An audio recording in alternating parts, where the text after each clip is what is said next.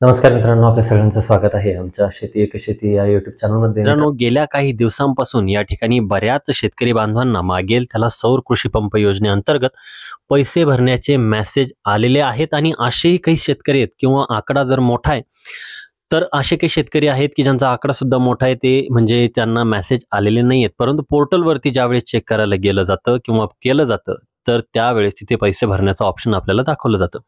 असं सर्वत्र सांगितलं जाते की काही ठिकाणी दाखवलं जात आहे. तर मित्रांनो, आपण हे जे काही आहे तर ते ऐकत आहोत, तर ही बातमी संपूर्णपणे खरी आहे की खोटी आहे याबद्दल आपण जाणून घेणार आहोत. तर मित्रांनो, याबद्दल जर बोलायचं झालं तर ही बातमी खरी आहे. काही लोकांना मेसेज आलेले नाही आहेत, परंतु त्यांच्या लॉग इन करून बघितलं तर त्या ठिकाणी पैसे भरायचं ऑप्शन आपल्याला दिसून येतं. आणि जर असं असेल तर तुम्हाला त्या ठिकाणी पेमेंट सुद्धा करावं लागणार आहे. आता प्रश्न उरतो की कोणकोणत्या शेतकऱ्यांनी यासाठी पेमेंट करायचं आहे, कोणत्या शेतकरी बांधवांनी यासाठी पेमेंट करायचं नाहीये, पेमेंट करताना कोणती काळजी आपल्याला घ्यायची, तर या संपूर्ण सविस्तर प्रश्नाची उत्तरं आपण या ठिकाणी व्हिडिओच्या माध्यमातून जाणून घेण्याचा प्रयत्न करणार आहोत. त्याकरता व्हिडिओला शेवटपर्यंत नक्की बघा आणि चॅनलवरती नवीन आला असेल तर चॅनलला एक सबस्क्राईब नक्की करा, बेल आयकॉनला क्लिक करा, जेणेकरून अशाच पद्धतीचे नवनवीन व्हिडिओज आपल्यापर्यंत पोहोचत राहतील. तर मित्रांनो, या ठिकाणी मागेल त्याला सौर कृषी पंप योजनेअंतर्गत बरेच जे काही शेतकरी बांधव आहेत तर ते पात्र झालेले आहेत आणि आता त्यांना सौर पंप देण्यासाठी पेमेंट करा म्हणून असा मेसेज यायला सुरुवात झालेली आहे. परंतु पात्र लाभार्थी संख्या जास्त असल्या कारणाने जे काही मेसेज येणारे होते तर ते काही कारणास्तव शेतकरी बांधवांपर्यंत पोहोचू शकलेले नाही आहेत. जे काही टेलिकम्युनिकेशन एरर असेल किंवा इतर काही एरर असतील तर त्यामुळे त्या ठिकाणी ते पोहोचले नाहीत आणि यामुळे शेतकऱ्यांमध्ये एक संभ्रम निर्माण झालेला आहे की शेतकरी बांधव पूर्णपणे गोंधळून गेलेलं आहे की आता सौर पंप प्रक्रियेमध्ये काय व्हायचं.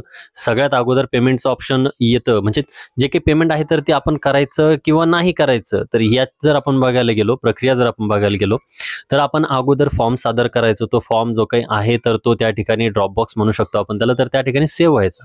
सेव्ह झाल्याच्या नंतर त्या फॉर्मची छाननी व्हायची प्राथमिक तत्वावरती. त्यानंतर आपल्याला पेमेंटचं ऑप्शन दिलं जायचं, म्हणजे ऑप्शनचा मेसेज आपल्याला यायचा. त्यानंतर आपल्याला जे काही पेमेंट करावं लागायचं. त्यानंतर व्हेंडर सिलेक्शनचा, म्हणजेच आपल्याला कोणत्या कंपनीचं सोलार पाहिजे तर हे निवडायचं आपल्याला मेसेज यायचा. परंतु आता हे मेसेज येत नसल्या कारणाने ही जी काही प्रक्रिया आहे तर ती विस्कळीत झालेली आहे आणि त्यामुळे आपण जर सोलारसाठी अर्ज केलेला असेल आणि तो पात्र असेल तर मित्रांनो, आपल्या मेसेजची वाट न बघता आपला अर्ज एकदा लॉग इन करून बघायचा आहे. तिथं जर पेमेंटचं ऑप्शन आलेलं असेल तर लगेच आपल्याला पेमेंट करून टाकायचं आहे आणि आपला जो काही फॉर्म आहे तर त्या फॉर्मसाठी आपण आपला प्रतिसाद त्या ठिकाणी नोंदवायचा आहे. आता प्रश्न राहतो की कोणी पेमेंट करायचं आणि कोणी करू नये किंवा का करू नये.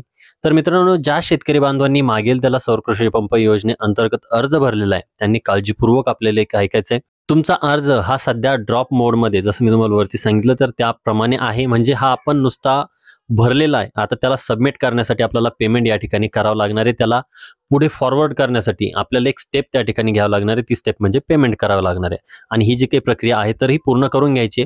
सरळ सरळ सांगायचं जर झालं तर ज्या पद्धतीनं आपण MSCB मध्ये जाऊन 5च्या मोटरचं असेल, 3च्या मोटरचं असेल किंवा 7च्या मोटरचं असेल, कोटेशन जाऊन भरतो आणि त्यानंतर आपल्याला सामान येऊन पडतं, सेम तीच प्रक्रिया आहे. आपल्याला या ठिकाणी कोटेशन भरायचं आहे.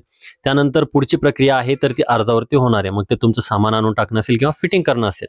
तर मित्रांनो, ही जी काही प्रक्रिया आहे ही करण्यापूर्वी आपल्याला लाभार्थी पात्रतेच्या निकषांबद्दल जाणून घेणं ही महत्त्वाचं. याच्यामध्ये जर आपण बघायला गेलो तर कोणत्याही टप्प्यावर योजनेच्या निकषांनुसार आपला अर्ज जर चुकीचा आढळला किंवा अर्जदारांच्या चुकांमुळे किंवा निष्काळजीमुळे अर्जाची प्रक्रिया करण्यात विलंब झाला किंवा अर्जदार हा देयक रकमेवरील व्याज किंवा कोणत्याही नुकसानीचा दावा या ठिकाणी करू शकणार नाहीये.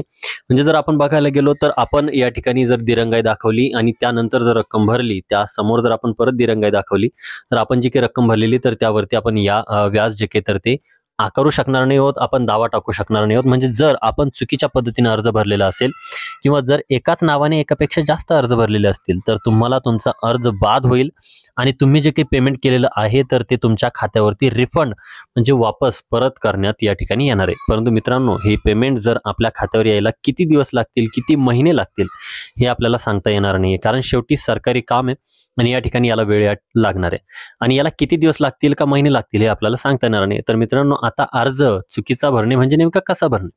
तर मित्रांनो, बऱ्याच साऱ्या शेतकरी बांधवांनी असं सुद्धा केलेलं आहे की त्यांनी ऑलरेडी सोलार पंप बसवलेले आहेत आणि पुन्हा त्याच नावाने पंपासाठी अर्ज सुद्धा केलेला आहे. अशा शेतकरी बांधवांनी पेमेंट करू नका, कारण तुमचा अर्ज पूर्णपणे बाद होण्याची शक्यता त्या ठिकाणी आहे.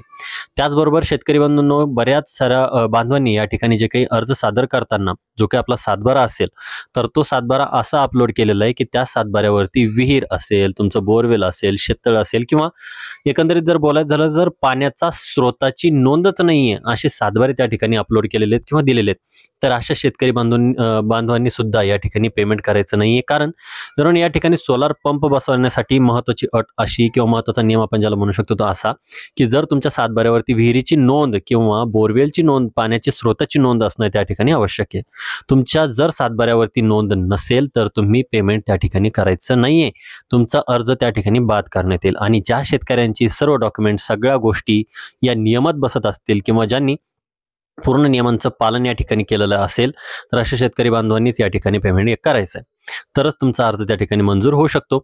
आता एकंदरीत जर सांगायचं झालं, आता प्रश्न हा उरतो की पेमेंट करताना आपल्याला सावधगिरी काय बाळगायची. तर सगळ्यात महत्त्वाची सावधगिरी मित्रांनो, शक्य असेल तर MSCB मध्ये जाऊन आपल्याला पेमेंट करायचं आहे, जेणेकरून जी काही पद्धत आहे तर ती त्यांच्या पद्धतीने व्यवस्थित होईल. जर नसेल तर व्यवस्थित नेटवर्क क्षेत्रामध्ये आपल्याला जाऊन बसायचं आहे. मोबाईलवरून करत असाल, लॅपटॉपवरून करत असाल, कम्प्युटरवरून करत असाल, जेणेकरून नेटवर्क इश्यूच्या माध्यमातून त्या ठिकाणी एरर यायला नको.